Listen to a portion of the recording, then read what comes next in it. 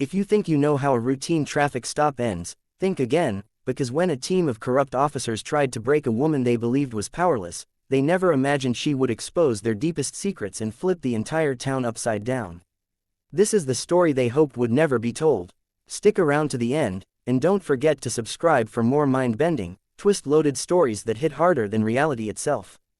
The sun hung low over Ridgewood County as Danielle Knight cruised down Highway 63, the warm breeze streaming through her cracked open window, unaware that within minutes her life would ignite into a storm the entire state would talk about for weeks. She was returning home from a long shift at the Veterans Rehabilitation Center where she worked as a trauma counselor, exhausted but proud after calming a young soldier who'd nearly relapsed, and as she approached the old oak tree near the Meadow Ridge turnoff, flashing blue lights suddenly flared behind her, startling her into gripping the steering wheel tighter, wondering what she could possibly have done wrong when she hadn't even been speeding, but knowing, deep inside, that Ridgewood deputies had a reputation for pulling over people who looked out of place, especially in the wealthier northern neighborhoods. Yet she pulled over calmly, turned off her engine, and rested her hands visibly on the wheel as she had always been taught. The officer who stepped up to her window, Deputy Corbin Hale, was a man whose arrogant swagger had earned him dozens of complaints, though none had ever stuck because his older brother,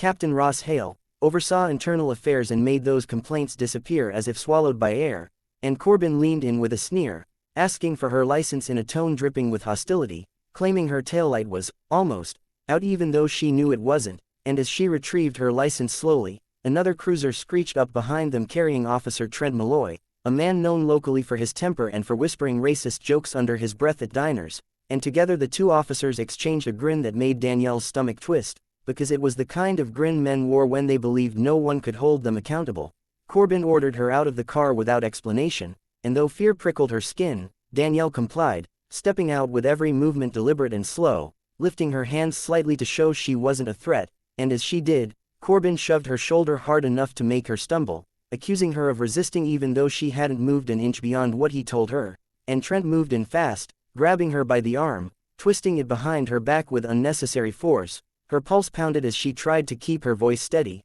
reminding herself of the de-escalation training she taught her clients, but when Trent slammed her chest first against the hood of her own car, something inside her snapped, not with rage, but with clarity, because she realized these men didn't want compliance, they wanted control, and they thought she was defenseless. She warned them to let her go, her voice firm, steady, and without fear, but Corbin only laughed, pushing harder, while Trent muttered something vulgar under his breath, and in that instant, Danielle, who had been a decorated Army combat instructor before returning to civilian life, shifted her weight subtly, remembering every wrist break technique she had mastered, and with one perfectly timed movement she twisted free, sending Trent stumbling backward in shock as she regained her footing, her heart hammering as adrenaline surged, and Corbin lunged toward her with rage exploding across his face. She sidestepped, deflecting his grab with a defensive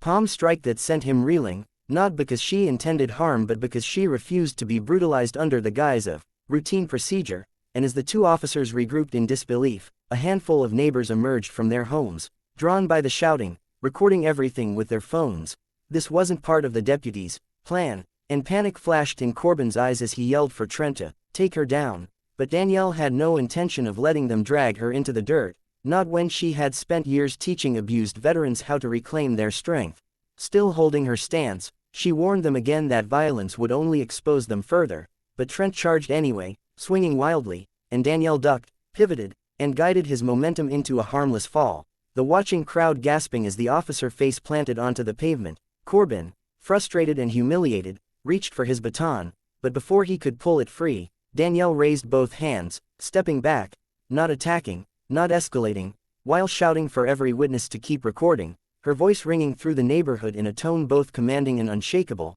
And that's when everything shifted, because from the corner of the street, another patrol car appeared, but this one belonged not to Captain Hale's corrupt inner circle but to Sergeant Maya Torres, a woman known for her integrity and for fighting corruption inside the department. And as she stepped out and saw Danielle standing defensively while Corbin and Trent scrambled on the ground like men caught doing something they shouldn't, her expression instantly sharpened. She demanded an explanation, but Corbin tried spinning a lie about Danielle attacking them unprovoked, until one of the bystanders stepped forward, showing her the full recording on his phone, and Maya's face hardened as she realized exactly what was happening. She ordered Corbin and Trent to stand down, but Corbin, still fuming, tried to talk over her, insisting she didn't understand, yet Maya cut him off sharply, noticing Danielle's shaking hands and the red marks along her arms from where the deputies had grabbed her. She turned to Danielle with calm professionalism, asking if she was hurt, but Danielle shook her head, refusing to let her voice crack even as the adrenaline began to fade.